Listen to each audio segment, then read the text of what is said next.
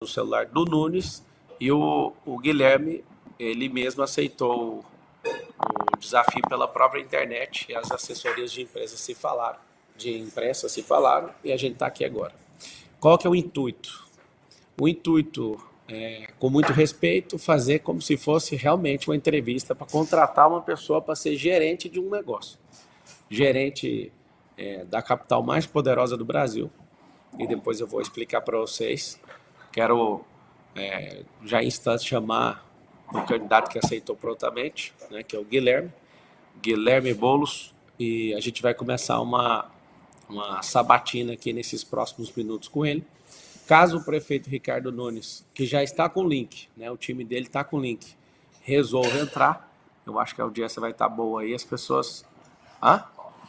Eu liguei aí no seu celular, Ricardo Nunes, mandei mensagem, você visualizou, eu espero que você também participe. Meu intuito aqui de verdade, né, de tanto os eleitores, né, 1.719.024 pessoas, muita gente me encontrando em Portugal, em Roma, falou, faz alguma coisa, ajuda aí na reta final, as pessoas estão indecisas, as pessoas que nem querem votar, tem muita gente desanimada com o processo eleitoral. Quero falar para você que esse momento de fazer essa entrevista, vou profissionalmente fazer perguntas que arrochem esses dois candidatos e com respeito aí ao a nossa vida democrática, eu quero que você saiba que o espaço está aberto para os dois que avançaram, né?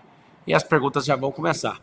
Só ver com o time aí se o que aceitou primeiro, que é o Guilherme Boulos, se ele já está ao vivo. Se tiver, já pode dividir a tela com ele aí.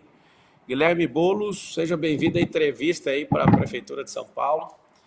Eu acho que muita gente de direita, de esquerda, está meio chocado com esse aceito seu. Tá me ouvindo, Guilherme? Tô te ouvindo sim, Marçal. Então vamos lá. Em primeiro lugar, a gente vai falar por 30 minutos, ô Guilherme. Então agora, contando aí 30 minutos as perguntas, eu sei que como um político profissional, você às vezes vai querer alongar as respostas, só que o intuito são as respostas diretas. Você fica à vontade se quiser alongar, mas eu fiz uma série de perguntas que eu quero te fazer. A primeira delas é o que vai acontecer às 19 horas ali no máximo, que eu acho que não vai ter tanto tempo assim para apuração. 19, 20 horas. O Guilherme não foi selecionado pelo povo. O que é a primeira coisa que vai passar aí pela cabeça do Guilherme? Marçal, primeiro eu queria te dizer para quem está assistindo a gente que eu vim aqui, topei esse teu convite, porque eu não fujo nem nunca fugi de nenhum embate. Aliás, passei os últimos dias conversando olho no olho com as pessoas em praça pública, por toda a cidade de São Paulo. Inclusive, teve apoiadores meus que aconselharam não vá a esse lado, como eu vi que teve apoiadores seus que também te criticaram por isso. O que a gente tem que ter em mente é que eu, se fosse levar pelo pessoal, seria a última pessoa a topar esse convite, até pelos ataques que sofri da tua candidatura no primeiro turno. Mas eu não me movo por mágoa, por ressentimento, eu me movo na política por um propósito, que é fazer a vida das pessoas melhor, é lutar por mudança, e é por isso que eu estou aqui hoje. E goste ou não, você teve mais de 1.700.000 votos de paulistanos. Eu sei que muita gente, aliás, a maioria das pessoas que votaram em você, votaram pela mudança. Assim como eu, querem a mudança na cidade de São Paulo. Eu tenho a convicção que eu vou ganhar essa eleição. E governando São Paulo, eu vou ter que governar para todos, inclusive para mais de 1.700.000 pessoas que votaram em você. É por isso que eu estou Então aqui vamos hoje. lá. Boa. Então, já que você falou que não foge, o Nunes ele está assistindo lá para ver se ele entra logo em seguida, vamos ver se ele consegue. No debate da Veja você não foi. E aí, como a gente está numa entrevista de emprego, lá você não foi. Foi você, o Nunes e o Datena que acabou não indo. Em poucas palavras, para a gente conseguir fluir bem na entrevista. Né? Como eu disse, isso aqui não vai ter baixaria, vai ser com respeito. Apesar de muitas pessoas de direita não conseguirem nem dialogar com alguém de esquerda como você, eu acredito que isso aqui vai trazer muita luz para todo mundo. Me fala então por que você topou vir aqui, você já disse, mas por que você deixou de ir naquele debate, que inclusive não ficou claro para ninguém. Em poucas palavras, para a gente conseguir fluir. Se você puder atender esse pedido, a gente vai fluir com muitas perguntas aí. Então, se Vamos lá. você fala após já debate, por que você fugiu daquele? Aquele foi o único debate que eu não fui, porque não houve acordo com as regras, Marçal. A revista Veja, que organizava o debate, não atendeu o pedido da nossa campanha e de outras campanhas de ter regras que evitasse baixaria, de ter regras que permitisse uma discussão sobre a cidade, e por isso que eu não fui naquele. Em todos os outros debates, quando houve acordo com as regras, como esse aqui, a sua equipe mandou para mim a proposta de regras, esse compromisso que você reafirmou agora de não ter baixaria, por isso estou aqui e não tive naquele. Tá. Me fala, eu vou perguntar coisas pessoais. Eu estou falando por 1.719.024. Fora isso, acho que 50 milhões de pessoas me assistem nas redes sociais, né? No mundo inteiro aí, gente do mundo hispano também. Eu tenho uma audiência um pouco forte. Eu tenho perguntas sinceras, né? Que eu vou perguntar para a pessoa do Guilherme, tá? A primeira pergunta que eu tenho para você, dessas bem sinceras, o que foi a pior coisa que você já fez na sua vida, Guilherme? Pessoal mesmo, o que é a pior coisa que você pode falar assim? Eu estou aqui encarregado de contratar ou não você para esse cargo. É uma situação atípica, eu acho que nunca foi vista na política, um terceiro colocado abrindo oportunidade para falar com os outros. Afinal de contas, no primeiro turno, cada um terminou com o mesmo percentual de voto, praticamente.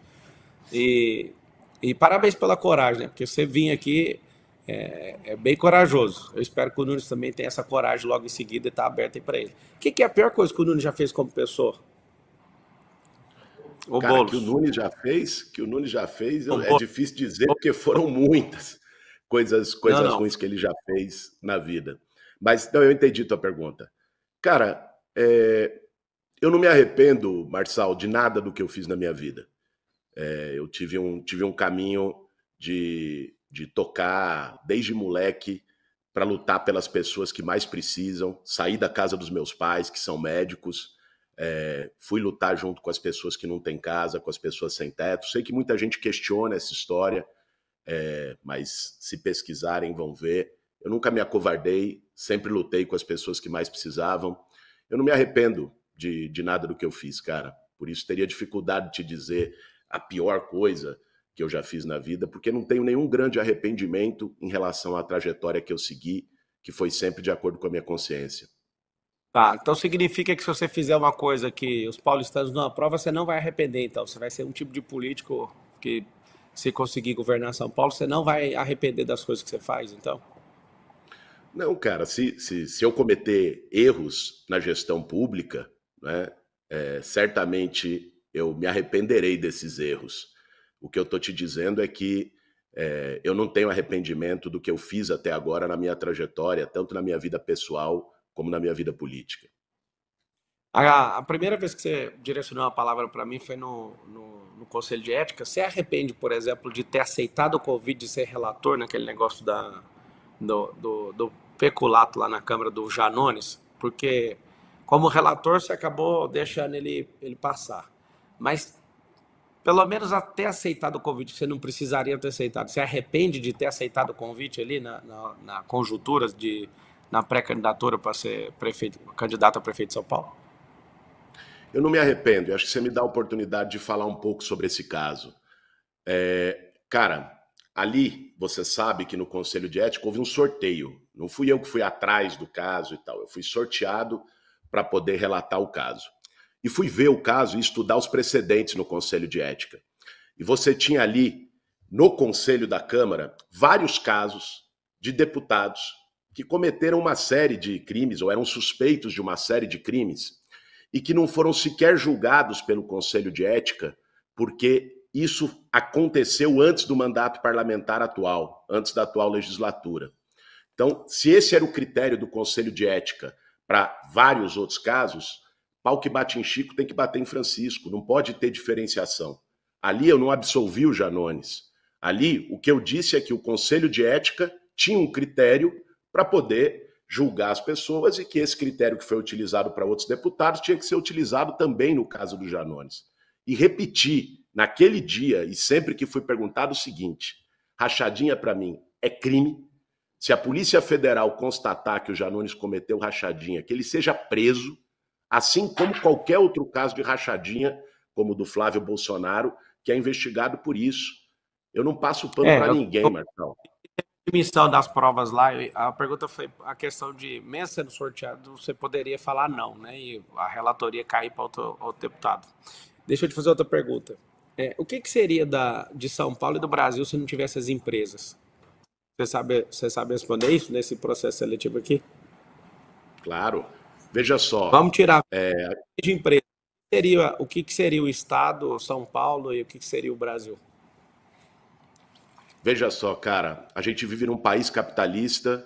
São Paulo é a cidade mais pujante economicamente desse país e, portanto, as empresas têm um papel decisivo num país capitalista, que é poder gerar empregos para que as pessoas possam trabalhar. Essa ideia de que eu ou a esquerda sejamos contra empresas não é uma ideia verdadeira. Aliás, um período em que as empresas mais prosperaram e tiveram lucro foram em governos como o do Lula, em que o país teve crescimento econômico importante. O que eu não concordo e não admito, né, é que empresas entrem no poder público para poder apenas ter o seu lucro e prestar um serviço muito ruim para a população. Eu tenho dado o exemplo, nesse embate eleitoral, Marçal, do caso dos cemitérios, do serviço funerário aqui em São Paulo. O Ricardo Nunes, no governo dele, privatizou os cemitérios. O resultado disso é que as pessoas hoje não conseguem enterrar seus entes queridos. Teve um caso semana passada, que foi noticiado pela imprensa, de uma moça de 23 anos de idade que morreu de pneumonia, ficou 3 dias para ser enterrada porque a família não tinha R$ 750 para pagar o caixão social. E quando foi enterrada, quando a família conseguiu esse dinheiro, não teve lavagem do cadáver nem maquiagem, porque esse era um custo a mais. Esse tipo de coisa eu não admito. Empresa aqui em São Paulo, pegando o caso da prefeitura, que trabalha com a prefeitura e faça o trabalho sério, vai ser valorizada no meu governo. O que não pode ter é aqueles que queiram apenas ganhar e prejudiquem a população com isso. Você acredita na prosperidade? Lógico que eu acredito. A sociedade que eu luto... Então por que você está há 20 anos morando no mesmo lugar, aparentemente não prosperou? Você é um cara que teve instrução em boas escolas, teve o pai, né? Eu acho que os seus pais são médicos. Como é que você acredita numa coisa que você não vive? Porque o salto que você tem patrimonial, se você for olhar, ele é desde quando você virou deputado. Como é que você pode lutar pela prosperidade, sendo que isso não aconteceu na sua vida? Só depois que você entrou para ter um cargo público que você teve... Eu sei que às vezes a headline assusta, mas desde quando você virou deputado, você teve um aumento de 800 e poucos % de...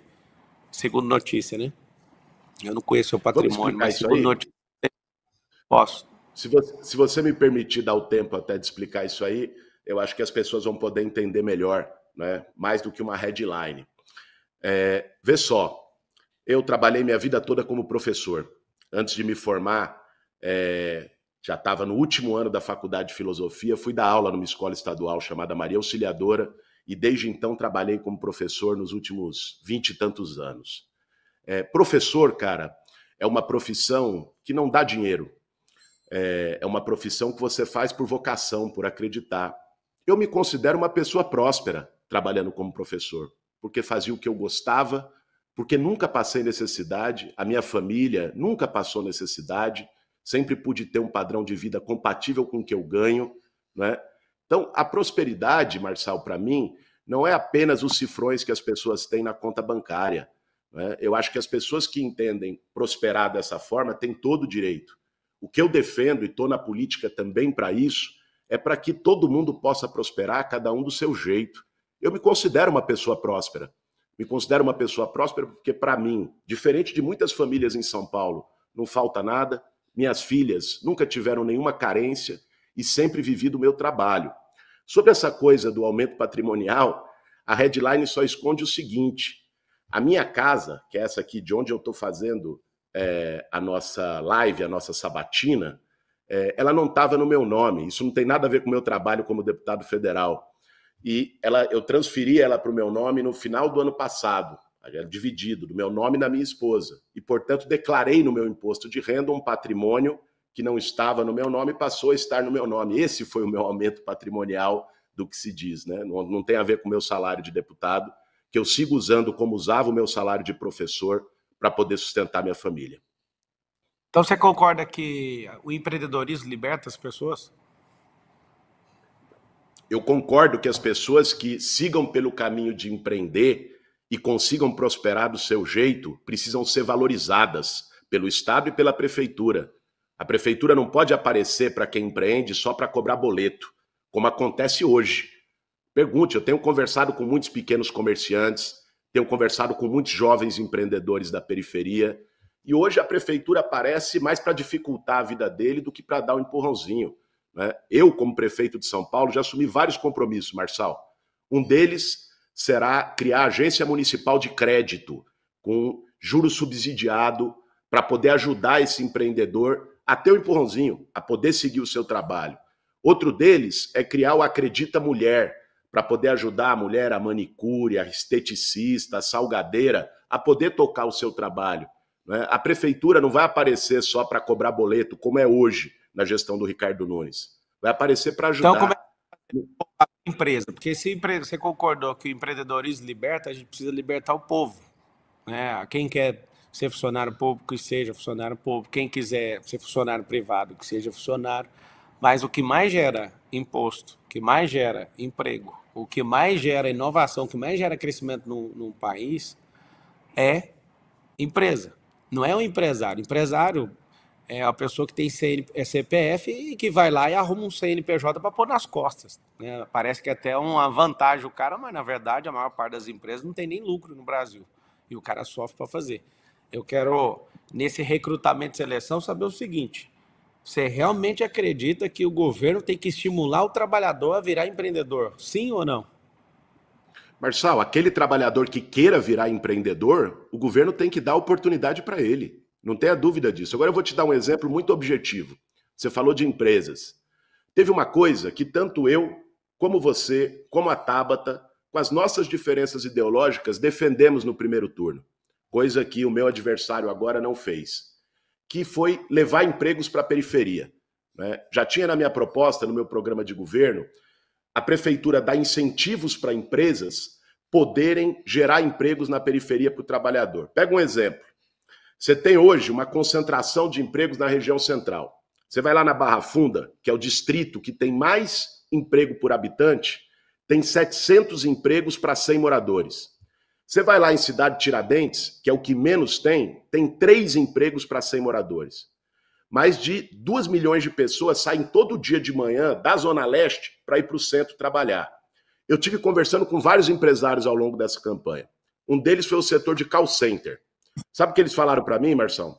Que vários call centers estão se mudando de São Paulo para capitais do Nordeste, porque João Pessoa, por exemplo, a capital lá da Paraíba, botou o ISS a 3%, e aí para eles fechou a conta e valorizou.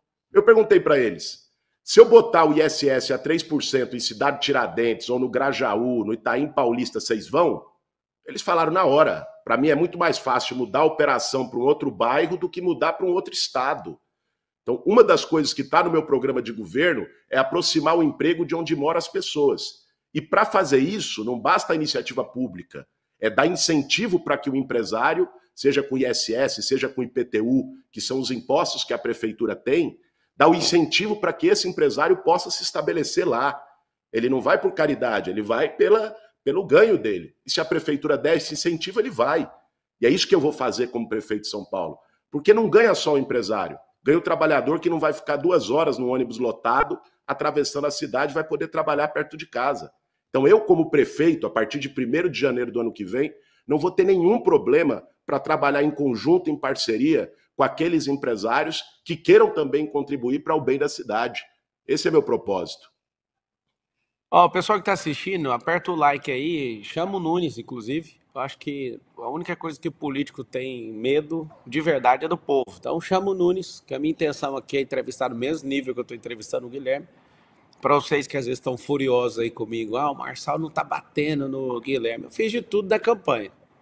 Eu não tá valendo mais a campanha, eu fazer algo, né, para tocar o terror na vida de ninguém aqui, mas eu tô aberto a fazer entrevista. Eu gostaria que o Nunes, eu sei que você está assistindo aí, que você e seu time tomasse a decisão de entrar logo em seguida, pelo respeito, né, da quantidade de votos que eu tive aí. Eu tô aqui em Roma, eu poderia virar as costas aí, mas eu tô aqui humildemente fazendo essas perguntas, né? Preparei perguntas para você também. Se às vezes você estiver preocupado, não vou tocar em nada de pejorativo, quero mostrar a lucidez mesmo, que tem muita paixão na política. Então, quem está assistindo, escreve aí, escreve, chega aqui, Nunes, cola aqui, Nunes. Eu não quero agir com desrespeito, nem com lacração, inclusive. Isso aqui, para quem não sabe, eu sou entrevistador também, eu tenho um canal de entrevistas, sei lá, acho que eu devo ter feito mais de 300 entrevistas. E eu gosto de tirar as respostas das pessoas. Ô, Guilherme, conta para mim como é que você vai fazer. Dá 3 soluções aí que aumenta a receita do Estado sem aumentar imposto e taxa. Você tem essa solução aí? Tenho sim, Marçal. Uma delas é poder garantir que a prefeitura tenha mais inovação para fazer a cobrança da dívida ativa, né? Você tem hoje mais de 150 bilhões de dívida com a prefeitura.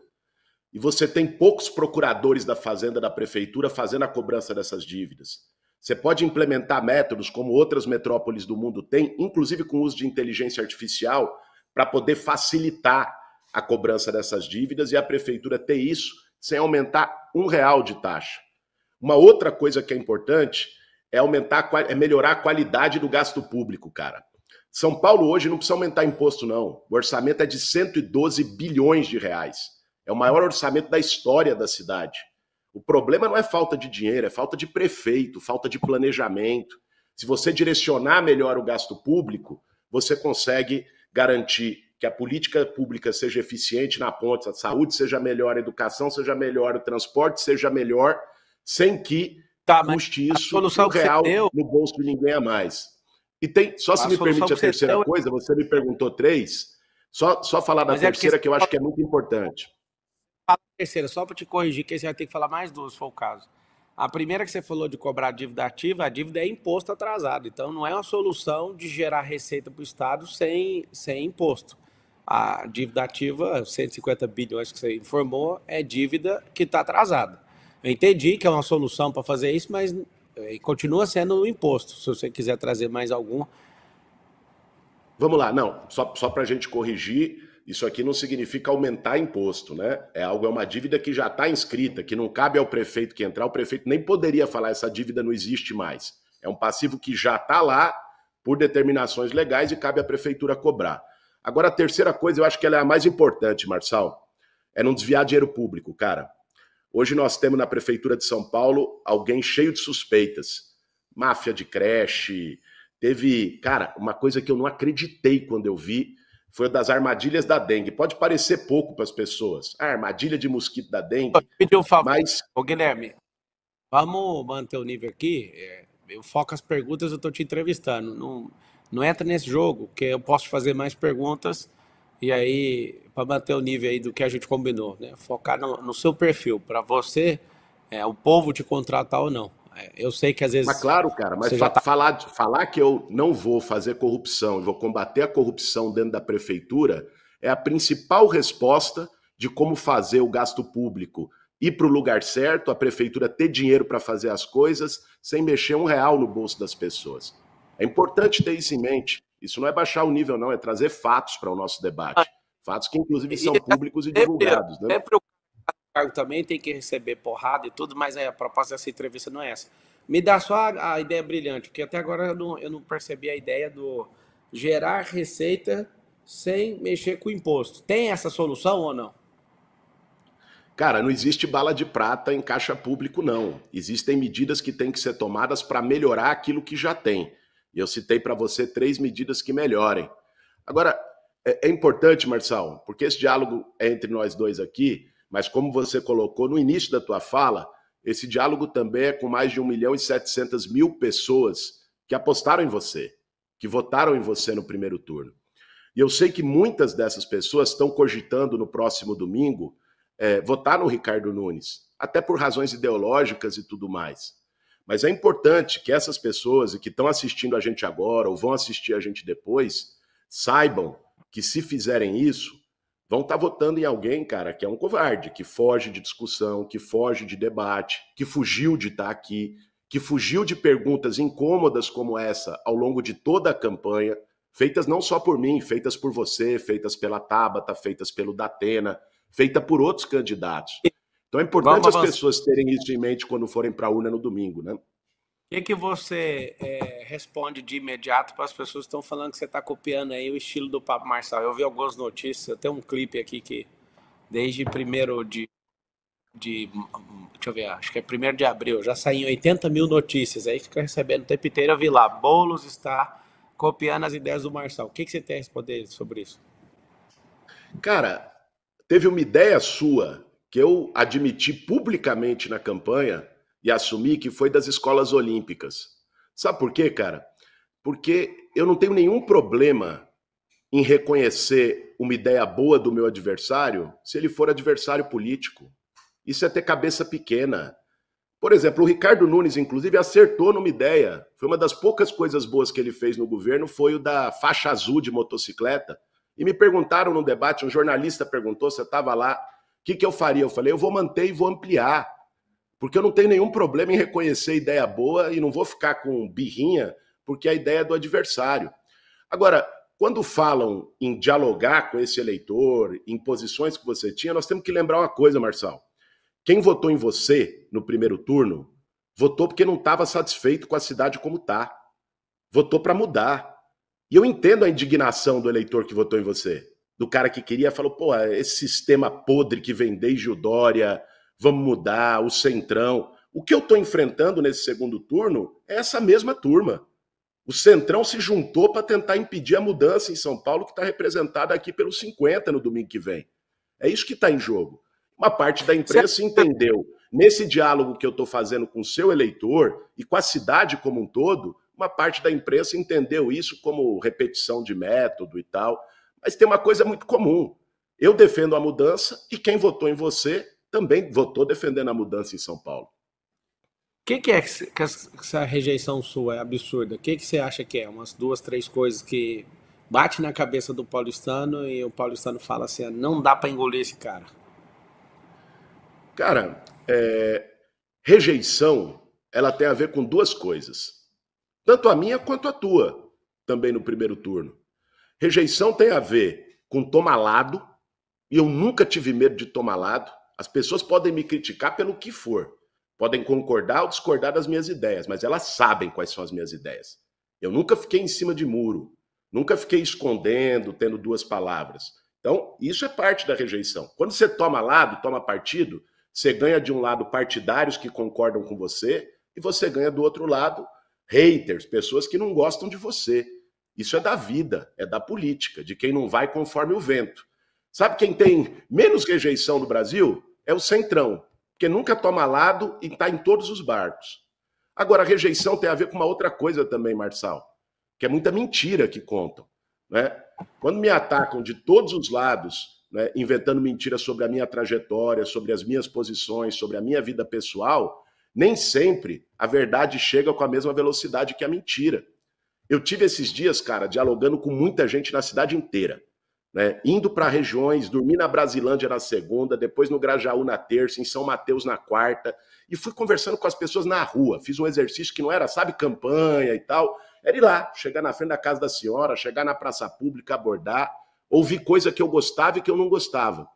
E várias pessoas vieram dizer coisas para mim, falando, pô, Boulos, é porque você nunca trabalhou. Aí eu perguntei, pô, cara, você acha que professor não é um trabalho? E fui falando onde eu trabalhei. Outro dizia, pô, Boulos, porque você invadiu casa. Aí eu dizia, poxa, explicava como é que era a atuação do movimento social e que eu nunca invadi nenhuma casa. E outros iam por esse caminho, você não fez nada como deputado, que é a propaganda que meu adversário está botando na televisão. Eu explicava o que eu fiz como deputado. E quando isso chegava nas pessoas desse jeito, a gente conseguia quebrar a rejeição e virar voto. Tá bom, então me fala uma coisa. Se caso o eleitor falar, não, a gente vai dar uma chance pro cara desse. Vai acabar com as invasões, então. Você pode afirmar isso. Vai acabar as invasões, aquilo que você vai criar algum tipo de política pública até para aquilo que já está invadido resolver. Você dá essa certeza para o povo ou não? Sabe por que eu dou essa certeza, Marçal? E já disse isso em outras oportunidades? Pelo seguinte, cara. Eu conheço o movimento social de moradia por dentro. Tive 20 anos lá.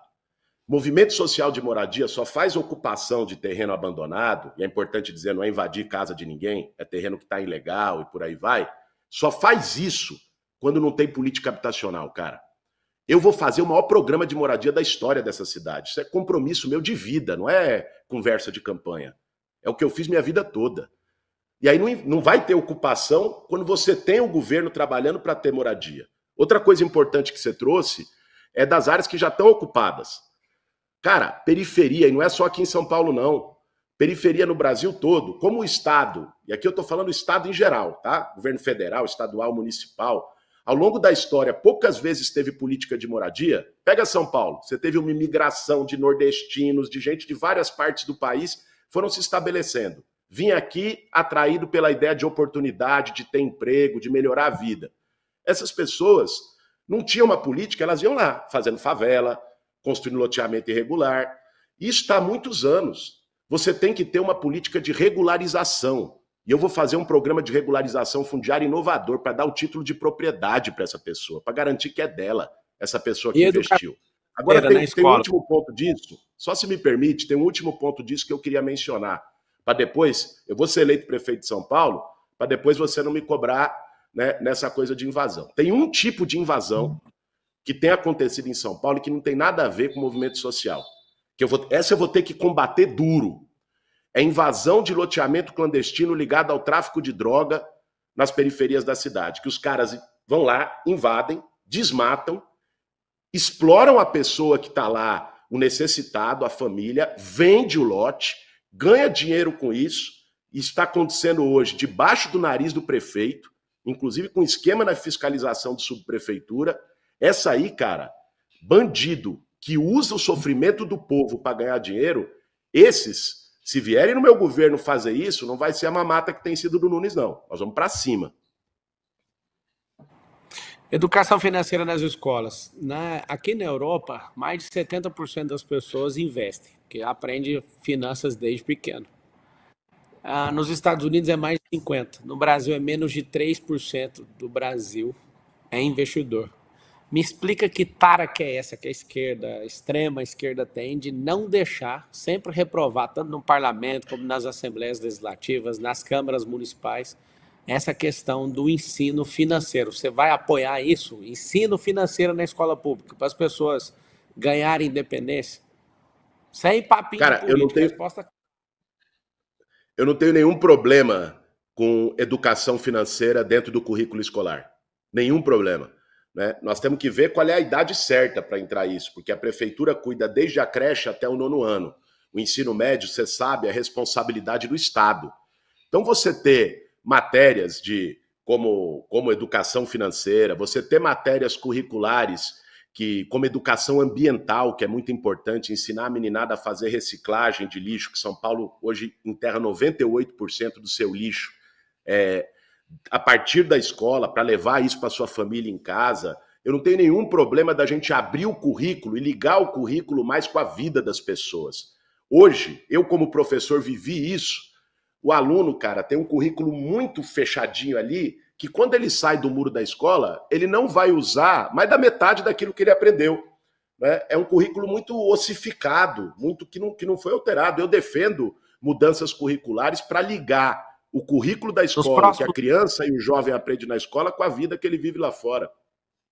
Nos próximos 20, 30 anos, mais de 300 profissões vão deixar de existir. Então, assim, eu não vejo a esquerda deixando colocar educação financeira e vice sabonetando a resposta aí. Não tem ensino do empreendedorismo. Não, pô, falei que eu defendo. Foi direto e reto. Aqui não tem sabonete, não. Aqui é papo reto. Se o paulistano falar, ó, vai ser o Boulos, aí você vai colocar educação financeira na escola. Vai ter educação financeira, vai ter educação ambiental. Só o que eu quis dizer para você é que para mim a questão não é apenas a educação financeira, é a gente conseguir garantir um currículo mais próximo da vida real das pessoas, o que inclui educação financeira. Tá, tem 400 mil pessoas assistindo no YouTube e eu faço o apelo mais uma vez para o Ricardo Nunes.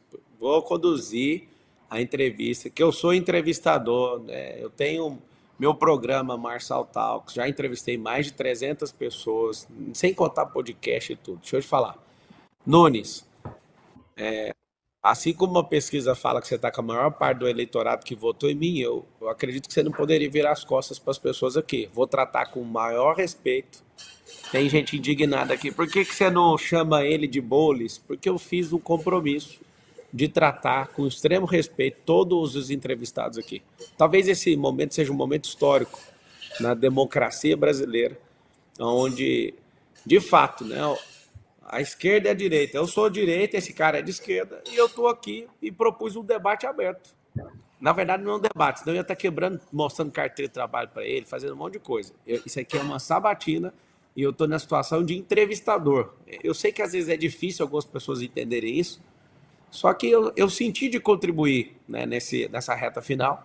Agora, o que não dá para entender é por que, que o povo me cobra, alguns estão me cobrando, vamos declarar apoio. O cara não dá conta de vir numa entrevista, é assim, põe a consciência. Eu quero entrevistar os dois, fiz o desafio. O Guilherme foi o primeiro a topar. A equipe do Nunes está com o link aberto para entrar. Eu faço o apelo mais uma vez. Escreve todo mundo assim, ó, vem Nunes. Escreve isso. Não é para colocar aí em rabo de foguete. Eu estou sendo claro aqui com as perguntas. Fiz muitas perguntas, fiz mais de 50 perguntas aqui para o Guilherme. E fiz as perguntas para o Nunes. Não vou ficar entrando Gostei em baixar. do número de perguntas, viu, Marçal? Gostei do número de Aí, perguntas que você fez, ó. Mais de 50. Pode cara, ficar nos 50, que aí o pessoal grava bem na urna domingão. eu vejo que você é um cara que, assim como tem Lula e Bolsonaro, vai ter um tal de Guilherme e Pablo nos próximos 30 anos. Isso me incomoda, você acredita? É um sentimento que eu tenho. Se de fato, eu sei que você não vai responder com precisão isso, né? Questão até mental sua agora até o final de semana, mas você imagina esses próximos. Quantos anos você tem? 42. Eu tenho 37. Você imagina 30 anos esse debate aí, tipo, o Lula chegou no final, o Bolsonaro chegou no final, mas está inelegível.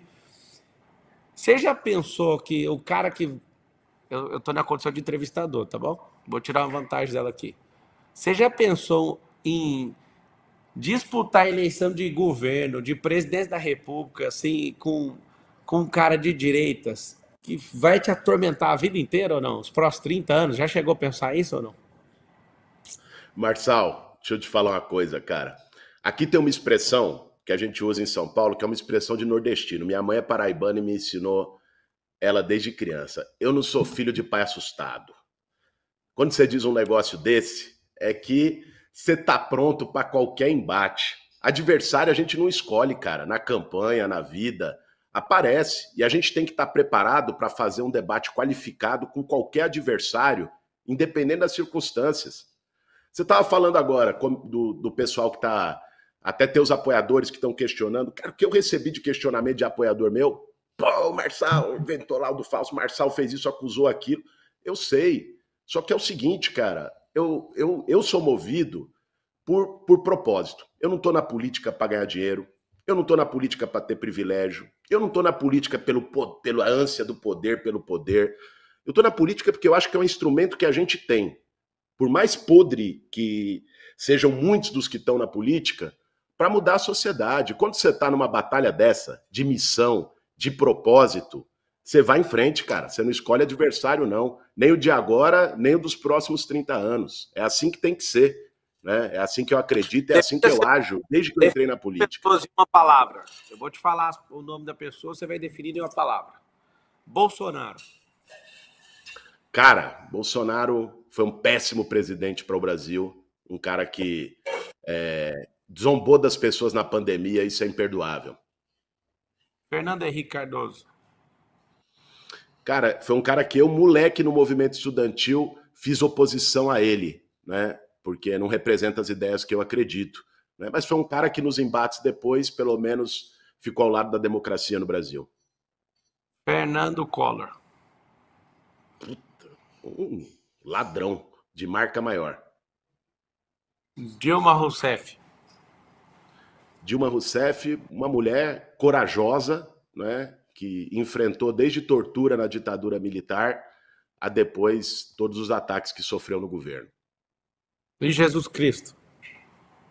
Jesus Cristo, acho que uma inspiração para todos nós que somos cristãos. Aliás, você me dá a oportunidade de dizer, né? Eu nunca falei de religião em campanha, cara, porque eu não acho que seja o caso, sabe? Eu acho que tem muita gente que usa a religiosidade, a fé das pessoas para ficar fazendo jogo eleitoral. Eu nunca gostei, nunca concordei disso, mas sou batizado, crismado na Igreja Cristã Ortodoxa e sigo com a minha fé, sem separar isso da política, mas essa é a minha trajetória que eu aprendi dos meus pais desde menino. Tarcísio, uma palavra. Um governador ruim para São Paulo. Não, essa aí eu vou deixar você explicar por que ele é ruim. Vou explicar. Cara, o Tarcísio se elegeu em cima do Bolsonaro, certo? Foi os votos do Bolsonaro. Quem que era o Tarcísio sem o Bolsonaro? Ele se elegeu em cima dos votos do Bolsonaro. E o que ele fez? Pensa bem, às vezes a gente faz, sua campanha deve ter feito também pesquisa qualitativa, né? Que era aquela pesquisa que você junta eleitores e tal. Aí o pessoal falava, algumas pessoas falavam, eu gosto do Tarcísio. Aí quando o entrevistador da pesquisa perguntava por quê, ficava aquele som do grilo. Era só propaganda. O Tarcísio está há 2 anos no governo. O que ele fez foi vender a Sabesp, num negócio perigoso que pode virar Enel da água agora. O que ele fez foi um negócio contra livro didático em escola. Quer dizer, o cara, em 2 anos, não conseguiu deixar um legado de melhoria para o povo. Por isso que eu acho que não é um bom governador para São Paulo. E vamos lembrar, isso é importante, fazer esse alerta, porque o meu adversário agora, Marçal, sendo muito franco, e o fato dele não ter vindo aqui expressar isso, não é o Ricardo Nunes, meu adversário, cara. Ricardo Nunes é um fantoche, é um cara inseguro e tal. Não vou usar palavras aqui, até porque você aí insistiu para a gente não fazer uma conversa de ataques. O Ricardo Nunes é um cara que não tem expressão, não tem identidade própria. O que está em jogo nessa eleição agora é o Tarcísio poder usar...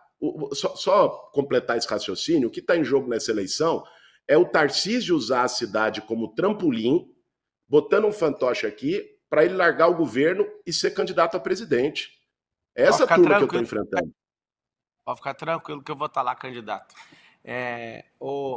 Guilherme, o Kassab, uma palavra. Cara, o Kassab é uma expressão do Centrão. É um cara que teve em todos os governos. Né? Ele representa essa política. Tanto é que hoje ele está no governo do Tarcísio e está no governo do Lula. Né? Independente da posição do lado ideológico, ele é um cara que se acomoda ali em todos os governos.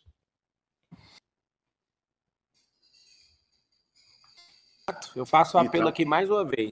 Quase 500 mil pessoas assistindo em todas as redes sociais nossas. E eu faço o apelo mais uma vez ao Ricardo Nunes, que eu abri foi um desafio. E eu esperava verdadeiramente que ninguém topasse esse desafio. Né? Reta final e tudo. Acabou a perguntas aqui. E eu... Voltou. Voltou aí? Voltou. Deu uma travada aqui. Tá, eu tô aqui no meu poder cívico e usando a minha característica de entrevistador, que eu gosto demais, né, de tirar as respostas das pessoas. Eu, Pablo, faço o apelo mais uma vez. Né? Terminando aqui a entrevista com o Guilherme, a gente passa para o Ricardo. Se o Ricardo estiver disponível, acho que é lastimável ele não fazer. Acho isso, confesso que não faz muito sentido. E Guilherme Boulos, me fala uma coisa. Você acha que o que precisa ser feito até o final de semana para virar o jogo? Sendo que, vamos supor que a pesquisa está certa ali. O que seria umas 2, 3 ações que você precisa fazer aí para virar o jogo até domingo? Cara, primeiro, mostrar para o eleitor que não votou em mim no primeiro turno o que está em jogo. É isso que eu estou tentando fazer e vou fazer até domingo de forma incansável. O que está em jogo é deixar a turma como está, deixar o consórcio do Dória, né, o sistema que o Dória montou na prefeitura, mais 4 anos, ou então oferecer mudança para São Paulo. Deixar um cara que teve a oportunidade de fazer, ele teve 3 anos e meio, muita gente não sabe, porque ele apareceu só agora na eleição, às vezes o pessoal acha que o Ricardo Nunes entrou agora. Ele teve 3 anos e meio na prefeitura e não fez, não deu conta. Eu estou pedindo para as pessoas com humildade, com diálogo, olho no olho, com franqueza, sem esconder nenhuma das posições que eu tenho, mas pedindo para as pessoas que me dê essa chance, que me dê essa oportunidade. Depois podem me cobrar. Isso já foi feito com o Ricardo Nunes. Ele teve a chance e não fez. Então, esse diálogo, independente de qualquer ideologia, é o que eu tenho feito nos últimos dias com a população de São Paulo. Agora tem uma coisa, Tá, então, Marçal, se, diga. se tivesse o Nunes e o Marçal agora, você votaria em quem? Ah, rapaz, eu vou te dizer, eu apertaria 50 na urna. Vou ser franco com Não, você, não moço, votaria pode, nem você, nem no Ricardo você Nunes, foi embora. apertaria 50 na urna. Você tá falando que você vai anular o voto, então, ué. É Cara, isso? não, Aí o eu Tarcísio, acho que quem tem que. que o Tarcísio Tá falou que cortando, se cara. fosse Tá cortando, o não te Tarcísio ouvi agora. voltou.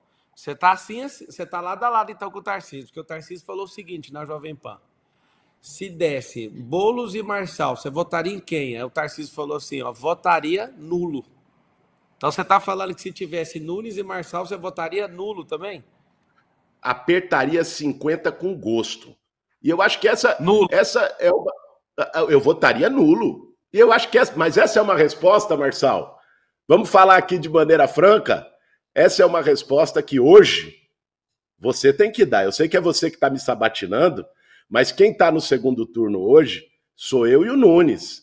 Você falou uma coisa a campanha inteira, e essa é uma das coisas que eu concordei com você, e já disse, inclusive, em debate. O Nunes é um cara que, por toda essa situação, tem chance de ser preso.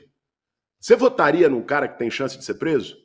Você vai ficar em Roma ou você vai voltar aqui para São Paulo? Quem sabe você vote? Eu gostaria muito que você apertasse os 50 na urna no domingão aqui. Mas se você voltar para São Paulo, qual que vai ser o seu voto? Ó, até agora, na minha cabeça, o número 5 na urna não funciona pra mim. Nem de 15, nem de 50. Só pra você saber. É só o numeralzinho ali que não funciona. Qualquer outro número pega. Mas sendo bem verdadeiro, ô Boulos, apesar de eu estar elegante com você na postura de entrevistador, eu não voto na esquerda jamais. Eu, Pablo. Então, como você está me apertando aí, e já que você está usando essa possibilidade de me entrevistar, eu, eu vejo a mesma coisa no Nunes, cara. O grupo dele ali é de centro-esquerda da mesma laia que você. Então, eu acho difícil um dia na vida você vê eu posicionando dessa forma. Eu acho lamentável o erro do Bolsonaro em apoiar ele. Quando eu falei, eu estava muito lúcido em relação ao consórcio comunista do Brasil. Eu de verdade vou te falar assim, ó, se um dia você falar que teve meu voto, foi porque você converteu pro conservadorismo, pro liberalismo. Você virou outra pessoa, que é de esquerda, você não vai ter meu voto. É uma questão minha, sabe? Assim, desde criança, cara, não é um negócio que eu converti no caminho, não. Eu sou uma parada que eu não falar assim do fundo do meu coração, eu não vejo diferença nenhuma entre você e o Nunes. Eu vejo eu vejo uma máquina gigante na mão dele, eu vejo um bem bolado que eu nunca vi na minha vida acontecer. E vou falar pela última vez aqui. Tá aberto pro Nunes entrar e eu fazer entrevista com ele do mesmo jeito. A gente tá terminando aqui 1 hora. Eu tô em Roma descansando com a família. Sabe o que eu fiz hoje? Hoje eu cumpri uma promessa de campanha lá em casa. Meu filho, no final de ano, várias pessoas estavam sonhando em ser na escola dele. Há alguns anos atrás, teve um momento em que eles falaram, ó, meu sonho é ser jogador de futebol, meu sonho é ser youtuber, meu sonho é ser empreendedor. Aí, rapaz, eu tomei um susto, porque meu filho, o 02, eu tenho 4, ele falou, meu sonho é tomar sorvete na Itália. Ele me pegou de surpresa, eu olhei para minha esposa e falei, que sonho é esse, cara? E hoje foi um grande dia que eu realizei esse sonho dele. Tão pequeno, né? Para algumas pessoas pode ser grande, mas na minha cabeça eu pensei, por que esse cara quer isso? E acabei de fazer isso, vindo para cá. O sonho foi realizado hoje. E eu tirei para descansar. Eu tô pensando se compensa eu interromper esse processo aqui para ir fazer alguma coisa aí na urna. Estou pensando ainda, não decidi se volto ou se não volto. Mas em respeito a todos os eleitores, eu sei que muita gente pode estar me enchendo o saco, você podia estar xingando o cara. Só que ele topou vir nas condições de extremo respeito. Eu não estou no embate nem no debate, eu estou numa entrevista. E assim tratarei o Ricardo se ele aparecer. Vamos finalizar, que já deu 1h da tarde aí. Mas só para eu entender, Marçal, que você deu essa possibilidade. Então, se você vier, você vai cravar o 28 na urna, é isso? Não. Eu não vou fazer. Eu não vou. Se eu for também, o voto é secreto. E eu contaria o voto para você se você fosse de direita. Você é o Mas tem cara que tá muita gente pegando de traquejo. direita que está assistindo aqui a gente. É. Porque Eu acredito você falou que para você não funciona o 5. Então você não vai votar nem em mim, nem nele, não é isso? Cara, assim, o voto para mim é ideológico. Eu não consigo votar nesse trem de menos pior. Eu vi uma pesquisa que saiu agora, que eu fico antenado, porque eu sou um cara analítico. Eu fiquei assustado com os dois perfis. O tanto de gente que está votando em você por não ter opção e o tanto de gente que está votando no Nunes por falta de opção. É muito ruim a política desse jeito. E até, já que você levantou isso aí, é muito ruim a gente ter uma postura de sempre ter o menos pior na política. Meu coração foi lavado, sabe? Eu acho que eu quebrei o pau mesmo. Você viu, né? Eu não gastei dinheiro público, você foi o que mais gastou. E eu, Pablo, vi toda essa situação, a gente quase chegou ali, né? Mas eu confesso que é muito ruim, sabe? A gente vê uma política onde o menos pior pode ganhar. A gente tem que ter, assim, os melhores da sociedade investir nisso, de fato. Como você virou o jogo aí para mim, eu gosto de responder também. Mas eu acredito, cara, que vai ter a maior abstenção da história. Isso é real. Tanto de mensagem de gente que tá falando assim, eu não acredito mais na política. Eu falei, cara, você tem que acreditar. Mas o tanto de gente que absurdamente fala, cara, eu não acredito no resultado. Eu falo, cara, o resultado é esse. A gente tem que aprender a suportar e ter paciência. Acho que uma das poucas coisas que a gente pode aprender com um comunista é ter paciência. Porque se não sair hoje, vai sair amanhã. Vê o Lula aí, o que ele fez. Eu até quero encerrar te perguntando isso. O que é comunismo para você, sem dar a volta? Que eu acho que é uma das coisas que mais me irritam como pessoa.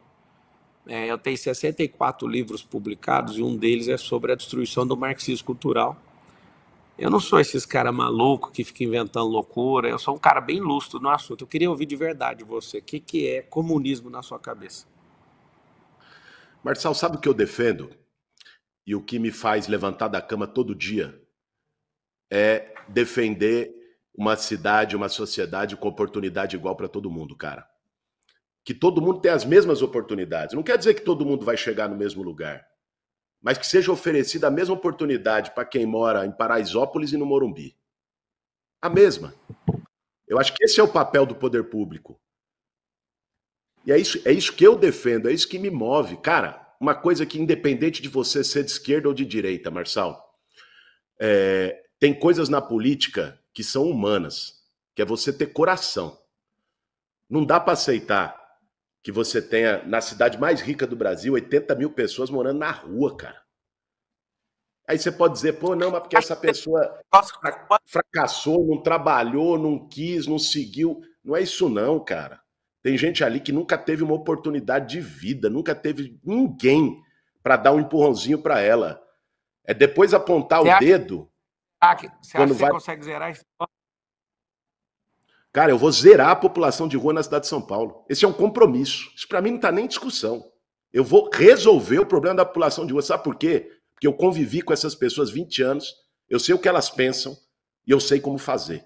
Eu vou resolver esse problema.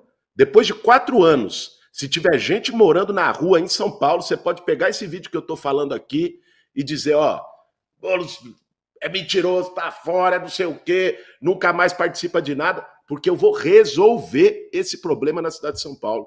Para mim isso é questão de honra, não é promessinha de campanha, não. Dá para fazer, a cidade tem dinheiro para fazer. Isso é uma questão humana, cara. Isso devia unir todo mundo. Tem várias coisas na cidade que é questão de indignação, de humanidade, não de ideologia. Tá.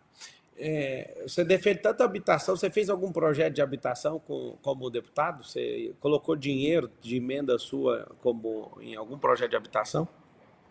Vários.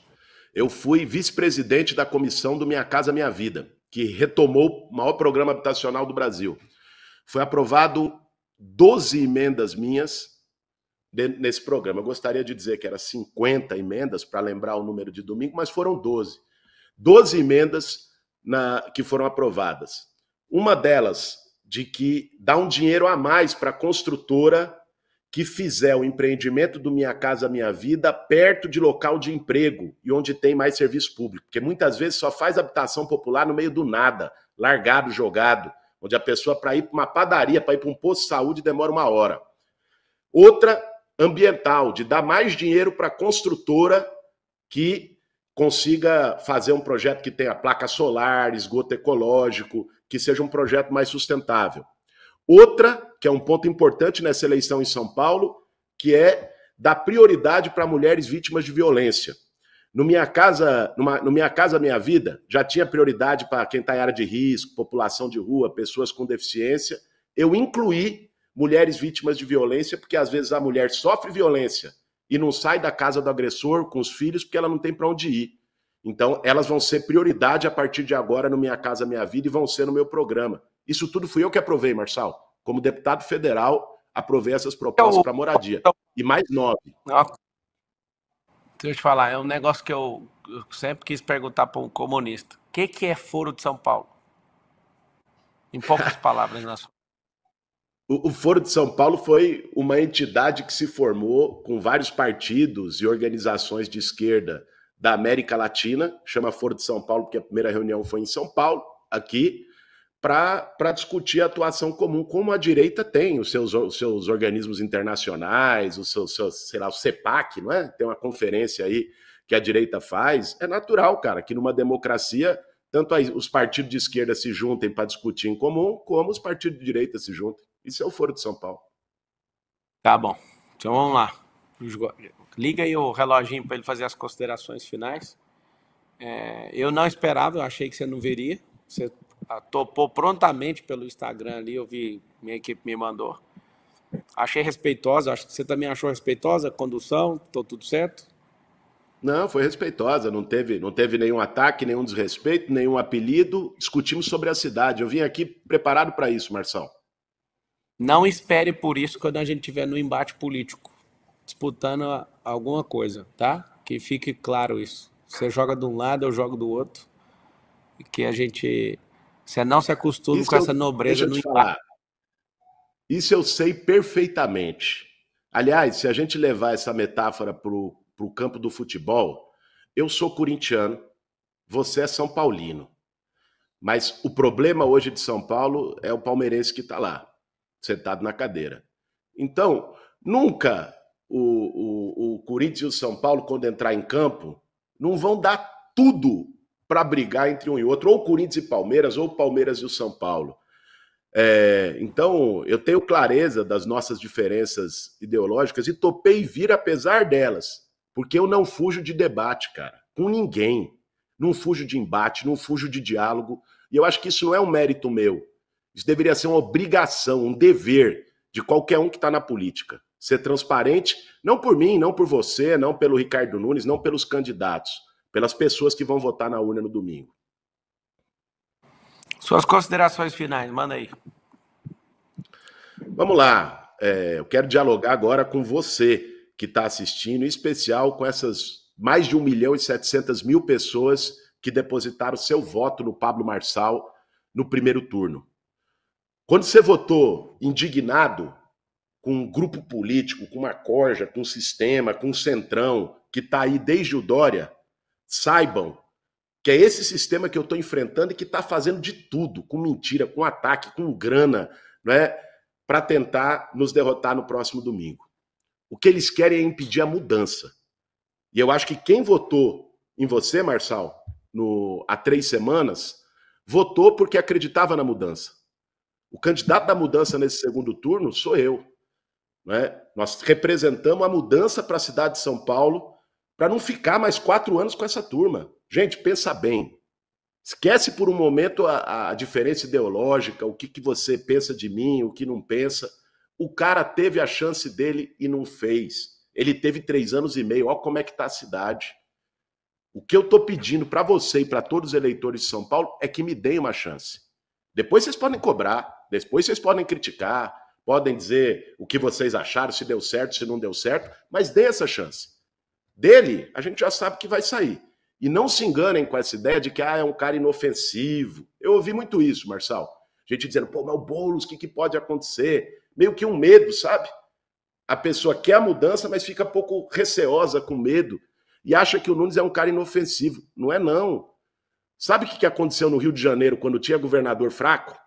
A milícia tomou conta do governo. Começou vendendo bujão de gás, depois estava cobrando taxa de comerciante, taxa de morador, extorquindo as pessoas. O que já está acontecendo em São Paulo com um prefeito fraco, sem postura, sem energia, é o crime organizado tomando conta do governo.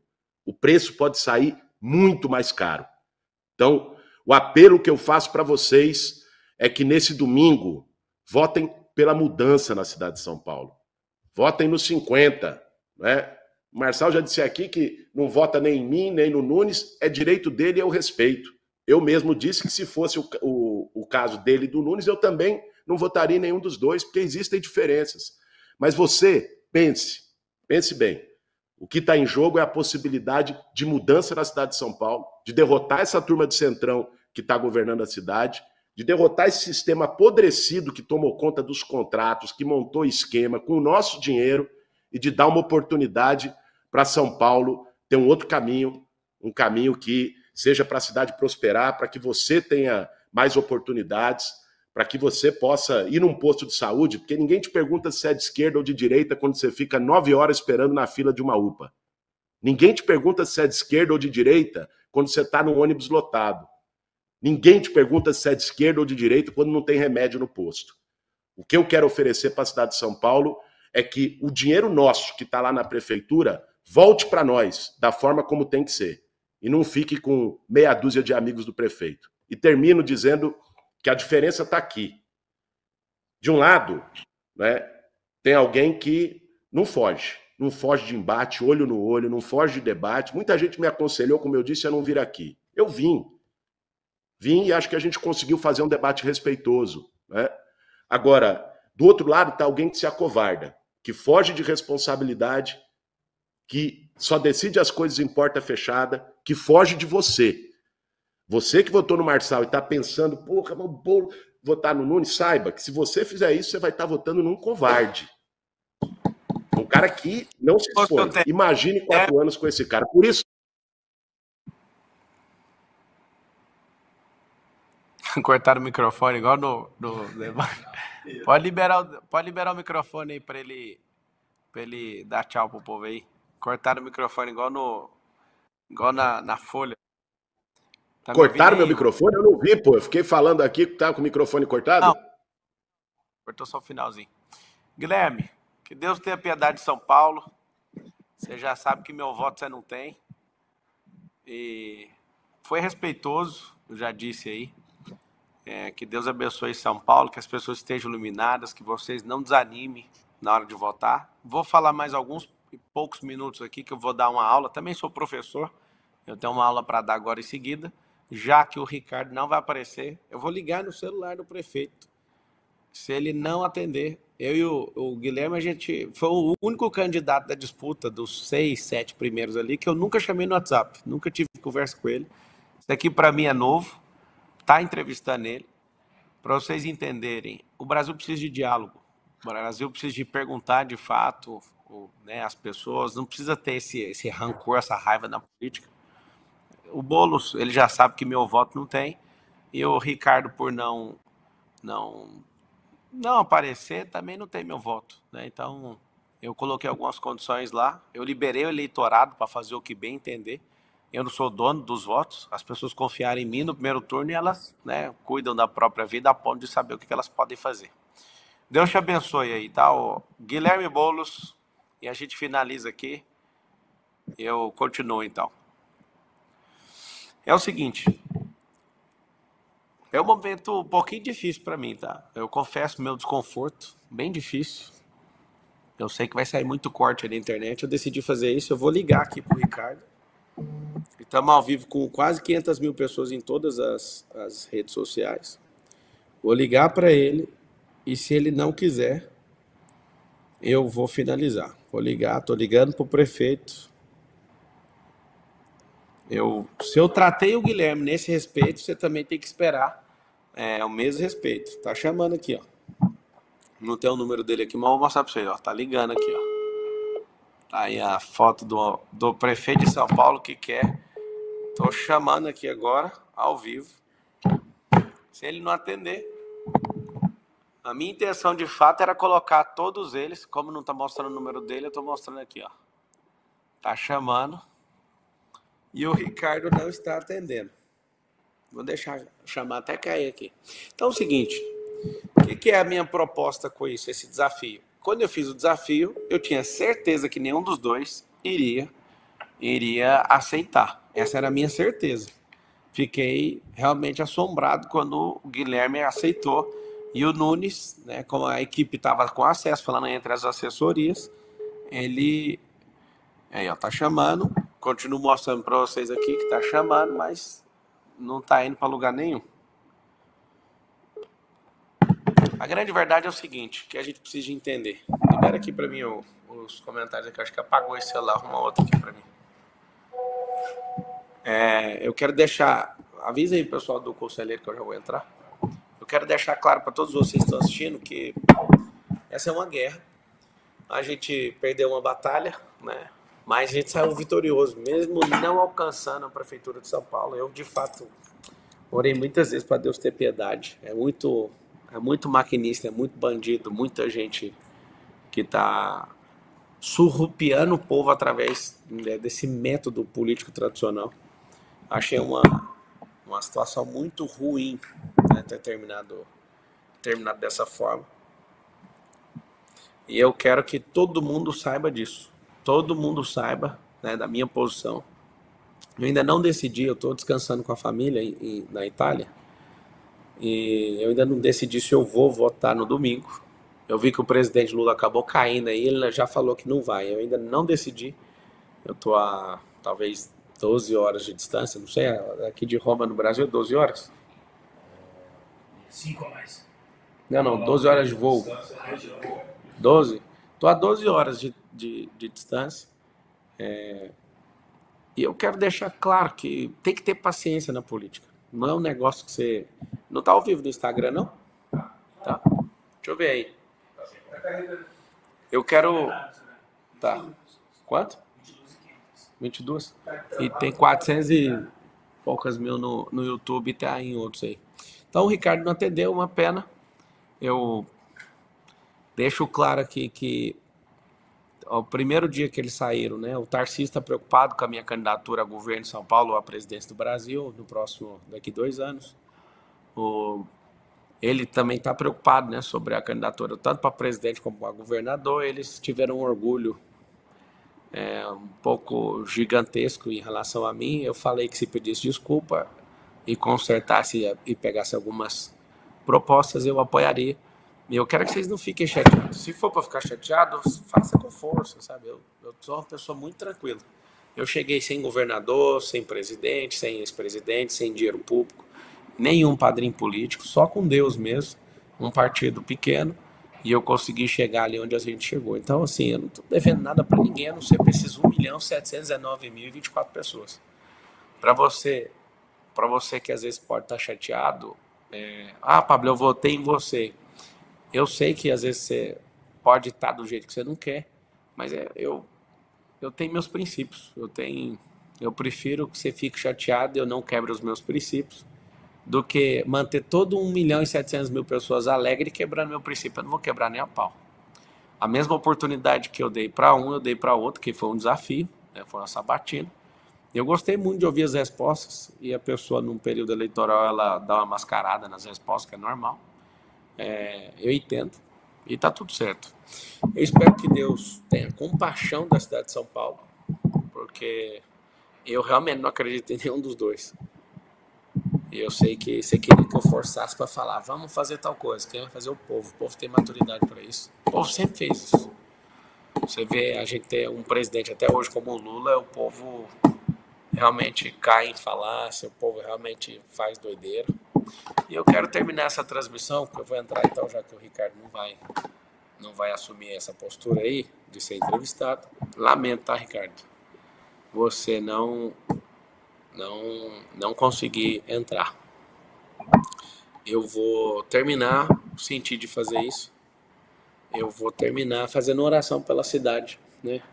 Espero que o PT não ganhe em lugar nenhum no Brasil. Maria do Rosário, que você nunca mais dispute uma eleição de prefeita. Nem sei quem está concorrendo contra você, mas que você perca. Que o Engler ganhe lá em Minas Gerais. Que o André Fernandes ganhe em Fortaleza. Que as pessoas...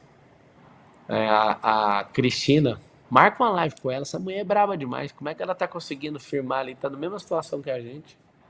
Cristina, eu vou marcar uma live e eu quero te ouvir. Tá? Como é que chama a do Mato Grosso do Sul?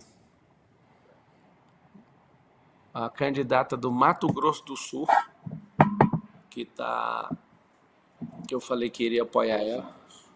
Hã? Qual que é o partido dela?